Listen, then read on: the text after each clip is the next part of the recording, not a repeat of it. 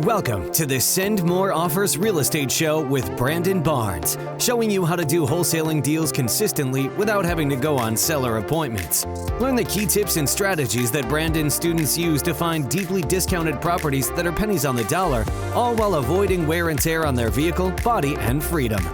Whether you're looking for your first deal or your next deal, it's time to send more offers with your host, Brandon Barnes. Hey, what's going on, E, man? Long time no speak. How's everything going? Bless, brother. Appreciate you taking time to hop on. Let your boy tap in with the peoples. Of course. I got to, man. And you have one of the dopest stories, one of the best niches. And, you know, I continue to see deals and opportunities. And I'd be like, look, I bet Elijah knows how to take this down. So I definitely want to get into it, man. The fire damage properties. How did you start with this niche? Where did this come from? Yo, it's kind of crazy, right? Because, you know, out of desperation breeds inspiration, right? And so remember, I started real estate back in 2004. All right. So I'm going back on some of y'all here. I'm going back on y'all. That's like 18 years ago, right? I was 21 years old, braids, ready to go get to it, you know. Yeah. Made $10,000 my first year, $60,000 my second year, $100,000 the third year. And then so once I made $100,000, you know, now I'm thinking like I'm about to blow up. I'm going to Amsterdam, Italy, blowing all the bread. Then boom, 2008 hit. The recession hit, kind of like what we're starting to see now, right? Mm-hmm. And so year, you know, roaming like a nomad, trying to figure and do anything I can. Year by time 2010, 2010 hits, I'm starting to go after probate deals, you know. And after I go after probate deals, I realized some of those sat for a while. So those probate deals led me to looking at city violations, because the ones that sit there for long enough, they start getting trash, debris, graffiti, broken windows. Cities start placing violations on them. Then what ended up happening from those ones that had city violations that were probates, they sat the longest, they started catching on fire. So I'm like, I started going after these, and I started asking one of the, you know, the OGs in my market out here in Arizona. I'm like, yo, what do you do with these fire damage deals? They're like, oh, no, Elijah, it's a waste of time.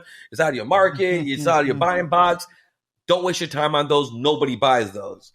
So I'm like, well, if you guys are running from them, I'm running towards them, right? So started going after those for about 2 years, and I was just buying them. Very low competition, real motivated sellers, made really good money on it. And then I eventually met a public adjuster who kind of put me on the game that there's insurance money involved in it. And once I kind of figured out, it took me another year to kind of put all the pieces together, but I figured out how I could tap into insurance money. I could wholesale the property. I could help them find another property. I figured out how to make 3 checks on one deal, and it just changed the game for me. That's dope. I got it. I give you a bomb drop for that one. 3 checks on one deal. That is amazing, bro. And before even like getting into that and deep diving, like one thing that you just talked about is that like you were finding opportunities to do things differently than what the masses were doing. Like, does that come from just like your own personality, some business sense, a book you read? Like, what had you going and marketing and finding those opportunities that everybody else wasn't doing? Yeah, I think that's probably because, you know, I'm 50% Jewish, 50% Trinidadian, you know, 100% entrepreneur. I think the Trinidadian part, I'm a natural hustler. You know, I want to try to do the work. I want to hustle my way. And then Jewish side of me, I'm like, I ain't paying for marketing. I ain't paying out mailers. I'm not paying. This is before SMS. So I'm like, I had to find something that nobody else was going after. And so I'm always looking. I mean, at first, but you know, my first 20 deals, 30 deals came from everything free 99. I'm at all the networking events. I'm doing all the driving for dollars. I'm calling off of every bandit sign I can possibly see, all the Craigslist ads for sale by owners, circling the newspaper for sale by owners. So I did anything that was free.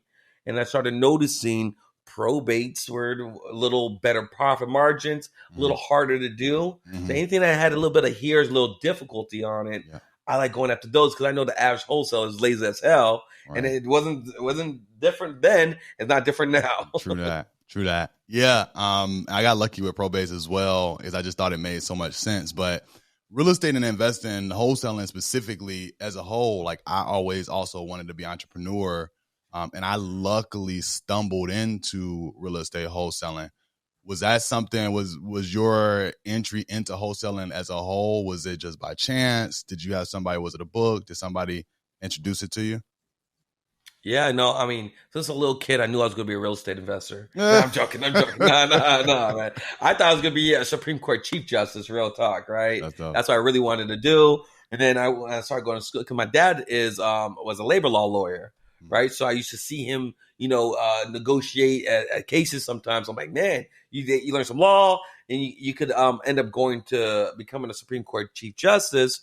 You have a lifetime appointmentship, so you never have to worry about getting fired. So I'm like, that sounds like job security to me. Yeah. But then I realized you have to go to school for 4 years, then you have to go to law school for 4 years, and then pass a bar just to start making paper. Like, nah, that ain't gonna be it.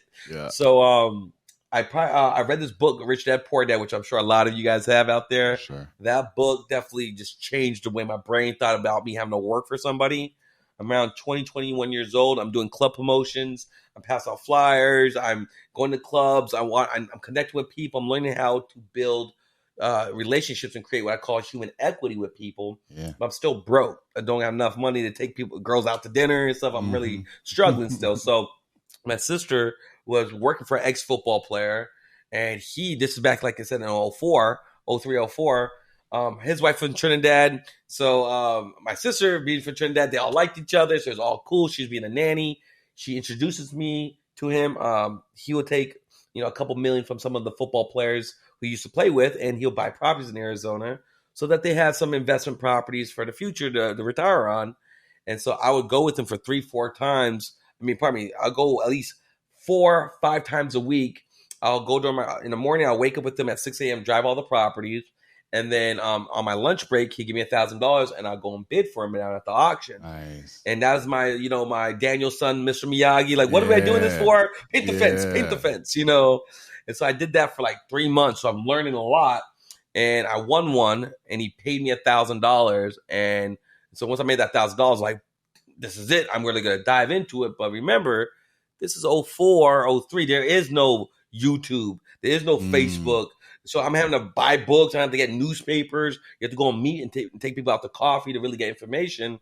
And he ended up getting fired. Well, my sister ended up getting fired. Unbeknownst to me, I got fired. So I was really distraught. I was really frustrated. I didn't know what to do. Didn't know how I was going to find anybody to teach me real estate. But then I remembered I beat somebody down at the auction, that one deal. So he doesn't know how great I am. So I went down there. I talked with him. I ended up taking him out to lunch. He taught me how to comp a property, and I bought my first property, sold it to him, and I literally stumbled into doing real estate. I wasn't planning on it. I didn't even know this was a thing until my sister hooked it up. So shout out to you, Jasmine. Salute. Yeah, that's what's up, man. And look, I highlight that because everybody has that, origination story. But I highlight that just to give somebody that's listening that kind of encouragement that, if it's meant to be, or if you put yourself out there or you take initiative, which you did. And I will say, going down to those tax sales, you will see these same people there every second Tuesday or first Tuesday, whatever it is in your city. You will see the same people down there bidding, and they are serious buyers. They know what they're doing. They got money. And that's a great way to network and really grow your knowledge base. So, that was a lot of hustle, man. And I know there's some folks out there that's like, hey, wow, how can I figure this out? There's so many resources all around you. You just got to look and push it and go to the right places. So that's amazing, bro.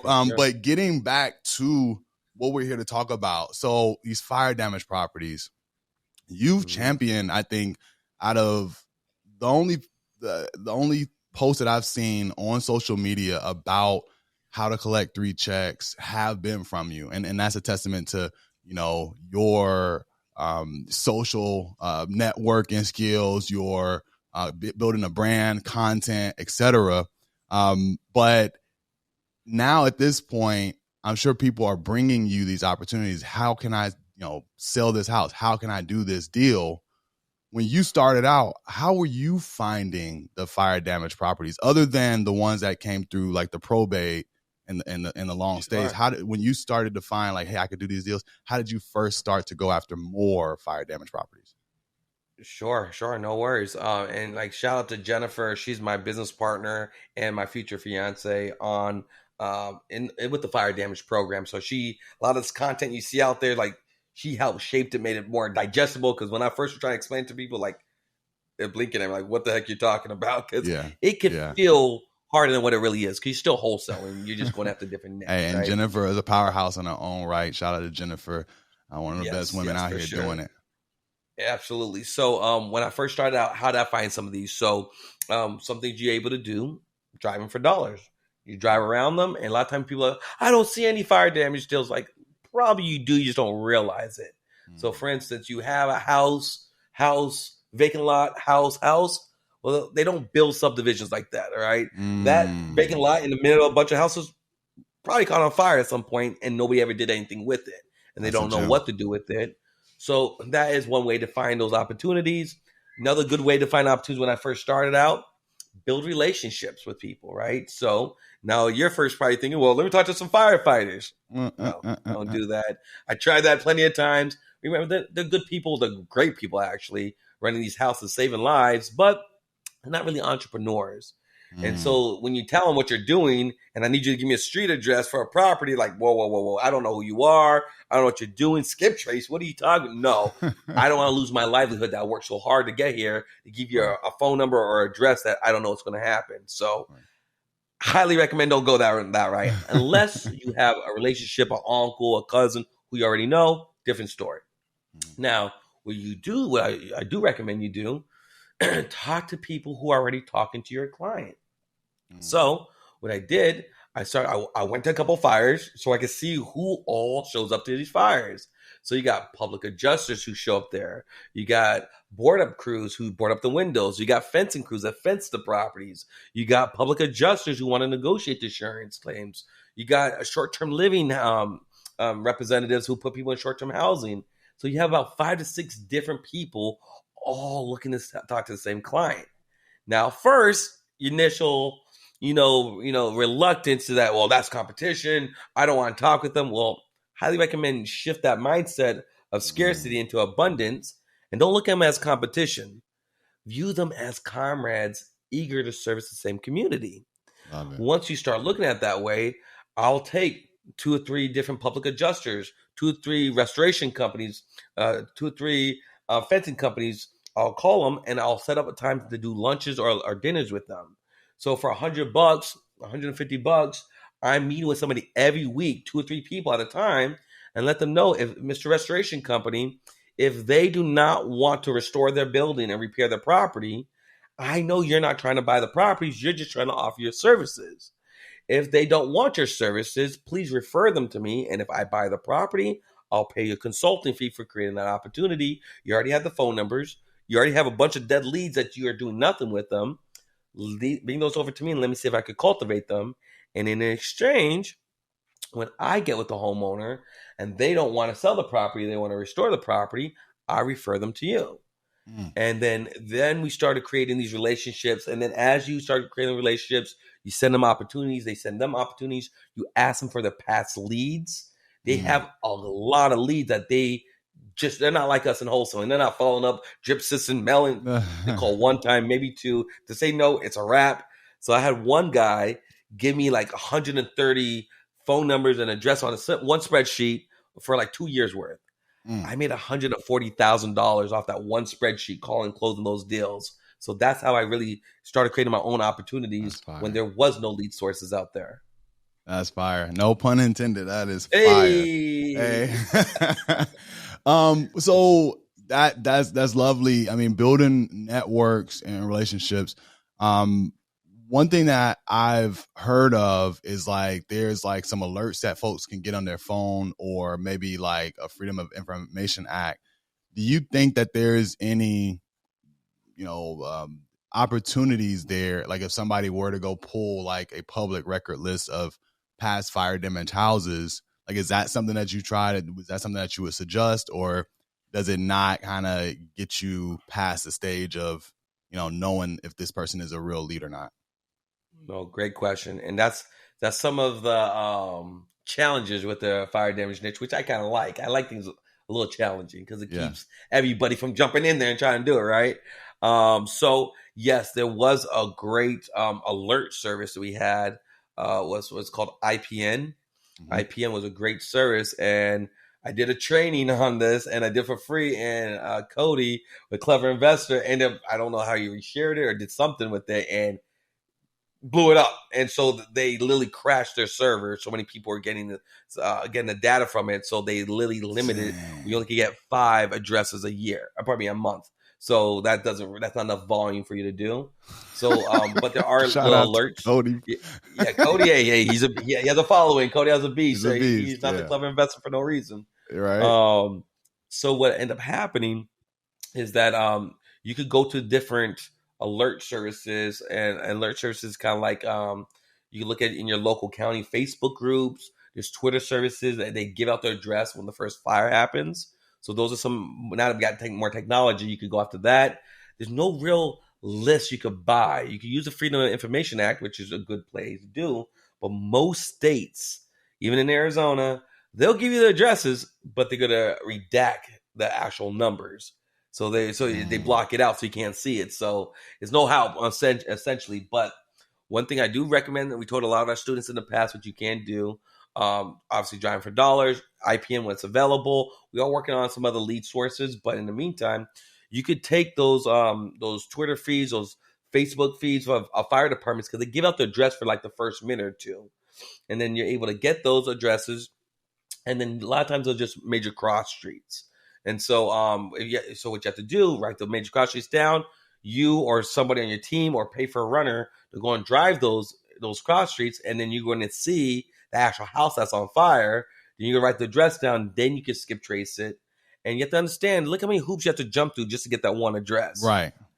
Most people aren't going to do that, right? So if you do that yourself, you're going to have a competitive advantage, and there's be very few people talking to that seller. For sure. Man, I love it. And I'm sure there's folks that are going to be hungry to find out more about, like, hey, how can I get the scripts? What do I say? And I know that's not for, this podcast. You won't be able to get all of that, but I'm definitely going to give you guys a chance to speak and reach out to Elijah directly. But one thing that I do want to ask is there any difference with how you deal with and go under contract with a homeowner going through this situation than you would a traditional wholesale lead? Yeah, so there's two. Remember, first, keep it simple. You're still wholesaling. You just add another niche on top of what you're doing. Okay, so just make sure you don't let your mind stray too far. Right. Now, there are a couple differences. Right.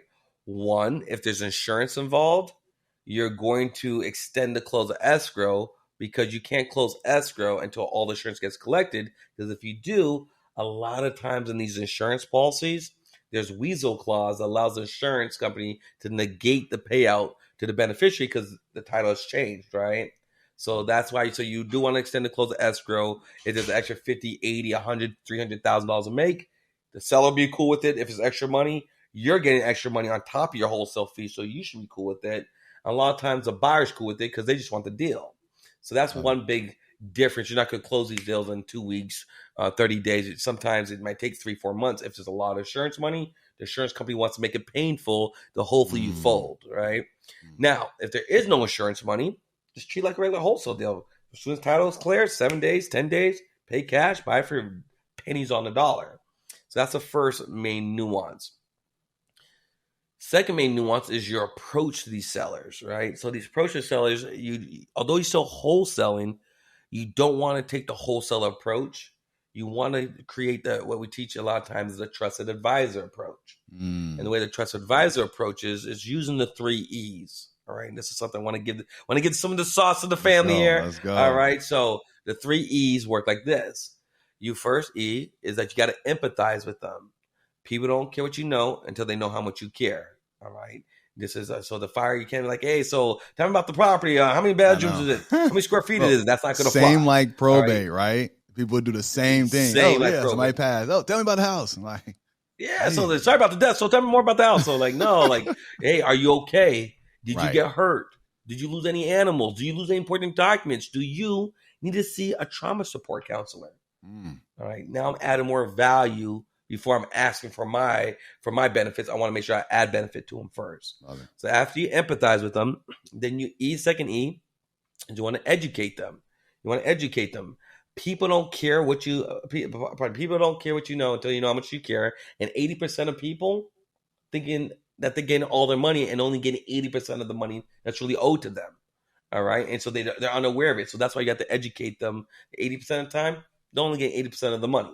So you're going to let them know, although you paid your insurance premium each month after month, and you think you're getting 100% of your insurance money, 80% of the time you're getting less. And what we're going to do, you're going to have somebody like us dot the I's, cross the T's, make sure you're getting all the insurance money.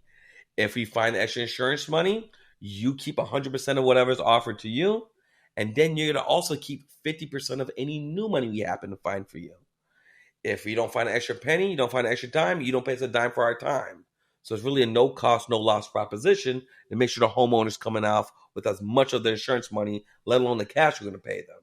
So that's the second E. Then the third E, we want to empower them. We want to empower them with more options. Okay, we want to empower them with more options. So not only am I already going to buy the property for cash, I'm going to help you get more insurance money, but at some point, you're going to want to replace that investment property or move into your new house because you're tired of living in a hotel. So at that point, I already know how much cash you're getting. I know when you're closing. Why should you get your next investment property, your next house from another realtor, wholesaler, investor? We can deal with me, your trusted advisor. And now I can empower you with more options. By the time we close, I can have 5 properties that meet your criteria in your email. So all you have to do is just say, I take this one. And now I'm a one-stop shop. Now I'm helping them in 3 ways by using the 3 E's. And I'm getting paid in 3 ways. That's lovely, man. That's some gems. I appreciate that, man. So one thing that you mentioned is being able to potentially get them more money through their insurance company. Is that something that, you know, you're able to then get involved with kind of dealing with the insurance company directly? Are you getting in between that, or are you just kind of helping question. them? Yeah. So what happens is, and this is a very sophisticated section, but it's absolutely doable, super easy to do. But remember, you're a wholesaler. Don't try to become a policy expert, right? Just stay in our lane and let us do it, and let other bring in experts who are able to do it. Like you said, you use a title company. You're not typing up the title report yourself, right? So you pay them a fee and you get it done. So what happens is, as long as the claim is over $30,000, if it's less than $30,000, it's not really worth it. A lot of time to bring your public adjuster, your policy expert to the table. Let him review their documents. Let him see their exactament that shows the exact amount of repairs that are going to be required and how they justify paying out the homeowner. They review those documents. They're going to say, yes, I think there's another 30, 50, 100,000 on there. Or no, they got all the insurance. There's nothing else I could get for them. If that situation happens where they think there's another 30, 50, 100,000 more, then what I will do, I'll have the homeowner sign essentially a retainer agreement, kind of like what you do with your attorney, a retainer agreement for my public adjuster to represent them to go after this new additional money, which is called a supplemental claim. To go after this supplemental claim, that's extra insurance money. They're agreeing that they're going to keep whatever the initially was paid. They're going to keep 50% of anything he finds, and then he gets to keep the other 50%. He's going to do all the work, and then him and I are going to split his 50% for me bringing the opportunity to the table for him without me having to do any of the work. Love it, man. You're a wizard with this, bro. And you mentioned 3, and I just before, because I want to hear about one of these deals next. But you mentioned early on that there's 3 different ways you get paid. So one would be the purchase of the home, the wholesale check, right? And then the insurance, so potentially collecting additional insurance money. What's that third one? So that's the second one is a supplemental claim. Yep, okay, that's extra insurance money. And the third is, remember, we empower them with more options, meaning I'm going to replace the house for them. I already know it. And they're paying cash. So some of you guys might be like, hold on a second. They're going to buy a new house. I'm not a realtor. I can't get paid on a conventional loan. Well, you're not going to have to go through conventional loan because you're giving them the cash. So you could do a simple assignment. You do a simple double close. It's very easy to get paid on the third check if you are smart enough to bring it up. Hey, What are you going to do with the cash? What are you looking for? Well, luckily for you, I have some properties I could bring to the table. Tell me which one you like. And then boom, I stumbled into the third check. The lady was asking me, well, Elijah, do you have any other properties I could buy? Because I don't want to deal with a realtor. I'm like, yeah, well, let me see. What are you looking for? So I went to my friend's website, pulled 3 of the properties in the zip code. I said, which one you should like? Oh, I'll take the third one. Fastest, easiest 15 grand I've ever made. For sure. That's amazing, bro. I love it, man. Well, look, tell me, do you have any deal specifically that jumps out? I know you kind of just mentioned one with how you were able to find and empower them to get another property, but is there any other deal that maybe pops out in your mind, or that one that you can kind of break down how things played out for us? Absolutely. I mean, after doing 800 plus deals, they all start blending together, but no. I got one for you. Yeah. So I had a 10 units. So it's a 10-plex. It's in the hood. All right. So it's rough area. All right. It's out here in Arizona. I used to put out bandit signs. That's another thing you could do, especially as the market's shifting a little bit. I buy fire damage properties. I put out 5,000 of these a year. The seller called me off the sign. Elijah, hey, I got this fire damage property. It's 10 units. It's rough in the hood. It's been a year. I'm tired of paying taxes on these things. I got $125,000 from my insurance company. I'm thinking of just letting it go for taxes. I'm tired of dealing with this thing. When he said he got $125,000, like my yarmulke tilted because I'm like, oh, the numbers are off. That number ain't right. That number ain't right. So I was like, you know what? Let me look into this. Let me bring my policy expert to the table. I'll buy the 10 units regardless. And let me see if I could get you more insurance money. He's like, Elijah, if you can do that, do it. Here, I'm about to let it go. So I end up looking into it. I bring my policy expert to the table. I end up buying the units for him for $90,000. So I buy the units for $90,000, put on the contract, and then buy it. I put on the contract for $90,000. And then I turned around and wholesaled it for $110,000. So he got $90,000. I made 20 grand real quickly. And then I brought my policy expert into the table. Before we closed the escrow, we went through this whole supplemental claim.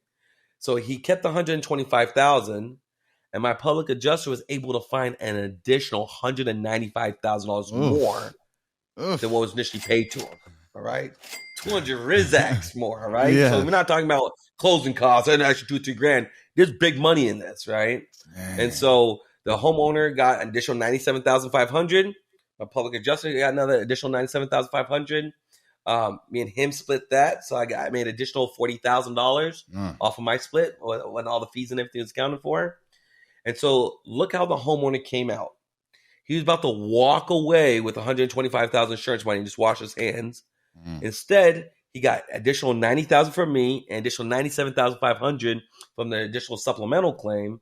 So he ended up walking with $312,000 versus $125,000. Do you think he's happy with me? That's fire. Yeah, he is very happy with me. And then look how I came out. I got $20,000 on my wholesale fee. I made $40,000 on my supplemental claim split. So now I made $60,000 without using a penny of my own money. Well, that's a lie. I paid $1.25 for the bandit sign. I want to keep it transparent. But this way it gets better though, and this is why I want to make sure I hit home for everybody who's watching this. Once you shift yourself from just being, a generic wholesaler or just another investor with cash, and you consciously shift yourself to being a trusted advisor, now you're adding more value. Now you're going to be referred more business to you. He said, Elijah, because you helped me do something that no one else was able to do, and we're in the land of the gurus, and no one is helping me. Right. I'm going to be inheriting 30 properties in about 6 months. I'm going to be calling you, and I'm going to sell you the properties I don't want. Now, buyers are liars, sellers are storytellers. Who knows if they're saying, they could just be talking Hollywood, but I'm never going to knock my blessing. So I'm like, sure, cool. Call me when you're ready. I'll be ready. Yeah. 6 months later, he ended up calling me up. Be like, Elijah, I got 7 properties I want to sell you. He ended up wholesaling me those 7 properties. I made an additional $100,000 of wholesaling those properties out. So from this one relationship, having this knowledge and being a trusted advisor, I made an additional $160,000 from this one deal. So I wanted to break that one. I think that would be good. Hey, that's fire. I gotta give you that because that is amazing. Like that is probably goes down the history of dope closings and stories and deals that I've heard thus far. To get that many checks, that much opportunity from that relationship. And who knows, look, there might be more deals that he brings you further down the road. Exactly. Right? Who knows what could have come down the road being a trusted advisor. Right. I love it. Well, bro, look, I can't let you get out of here without taking you through the lightning round. Are you ready for that? Let's get it. Let's do All it. right, let's do it.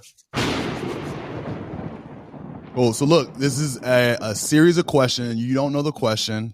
I don't know the answer. So just say the first thing that comes to your mind. Okay. What is one book that's been instrumental to your growth as a real estate investor? Secrets of the Millionaire Mind. Love it. Love it. If you could have coffee or drinks with any one person, dead or alive, who would it be and why? Ooh, dang, that's hard. I have to go with Hove. I'll go with Jay-Z because I want to invest with Jay-Z or die trying.